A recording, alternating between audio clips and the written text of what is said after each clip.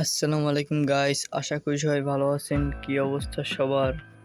ভিডিওর থাম্বনেল এবং টাইটেল দেখে অবশ্যই বুঝে গেছেন কি নিয়ে আলোচনা করা হবে আজকে। আশরাফুল গতকালকে একটা কথা বলেছেন ফেসবুকে লাইভে এসে। একই সাথে ফাহিম রহমানও লাইভে এসে বাংলাদেশের দুরবস্থার কথা বললেন।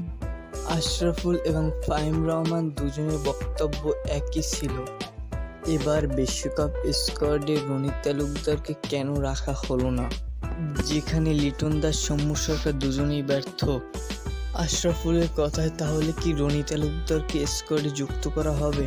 তবে রনি তালুকদারকে কালকে এয়ারপোর্টে দেখা গেছে, তবে এখানে একটা সংখ্যা রয়েই যায়। সংখ্যাটি হলো বিশ্বকাপ স্কোয়াড তো আগেই ঘোষণা করা হয়েছে, তবে যদি কেউ ইনজুরিতে পড়ে